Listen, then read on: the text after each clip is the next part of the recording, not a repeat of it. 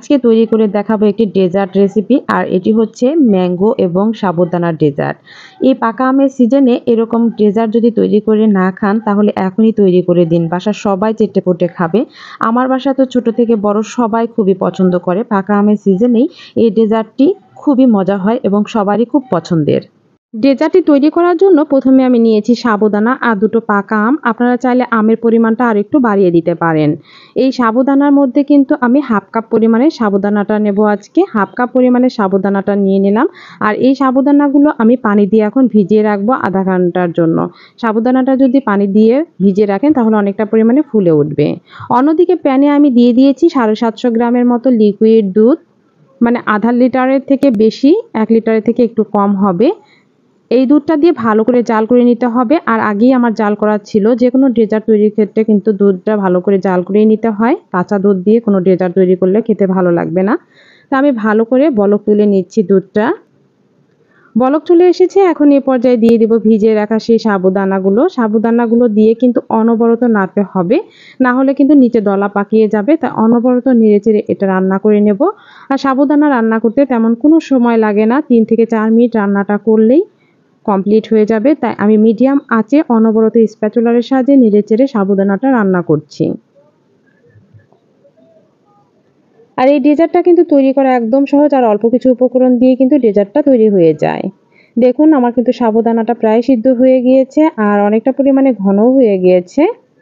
যখন দেখবেন সাবুদানাটা সাদা হয়ে ভিতরে একটু মাছের চোখের মতো সাদা অংশ দেখাচ্ছে, তখনই বুঝতে হবে সাবুদানাটা সিদ্ধ হয়ে গিয়েছে। একেবারে গলিয়ে ফেলা যাবে না। সাবুদানাটা সিদ্ধ হয়ে গিয়েছে কিনা আমি ভালো করে দেখিয়ে দিচ্ছি। এই যে দেখুন সাবুদানার মাছের মধ্যে কিন্তু মনে হচ্ছে চোখের যে মণি সেরকম দেখা গেলেই সিদ্ধ হয়ে গিয়েছে। এখন দিয়ে দিচ্ছি আমি হাফ কাপ পরিমাণে চিনি। আর মিষ্টিটা আপনাদের পছন্দ অনুযায়ী অ্যাড করে নেবেন। যেহেতু আমি পাকা আমের ডেজার্ট তৈরি করব, আমগুলো কিন্তু প্রচুর পরিমাণে মিষ্টি, এজন্য আমি আধা কাপ পরিমাণের চিনিটা ব্যবহার করলাম। চিনিটা দিয়ে ভালো করে আমি নেড়েচেড়ে জাল করে নিচ্ছি। তবে আপনাদের টেস্ট অনুযায়ী চিনির পরিমাণটা বাড়িয়েও দিতে পারেন। আরও 2 মিনিটের মতো আমি ভালো করে জাল করে নিচ্ছি। সাবুদানাগুলো ভালো করে সিদ্ধ হওয়ার পরেই চিনিটা অ্যাড করবেন। আর চিনিটা অ্যাড করার পরে অনবরত নেড়েচেড়ে আরও 2 মিনিটের মতো আমি জাল করে নিচ্ছি। আর দেখতেই পাচ্ছেন যে অনেকটা লিকুইড টাইপের, মানে পাতলা ধরনের আছে, কিন্তু এটি থাকবে না। ঠান্ডা হলে কিন্তু অনেকটা ঘন হয়ে যাবে। এজন্য পাতলা টাইপের থাকা অবস্থায় চুলাটা অফ করে দিতে হবে।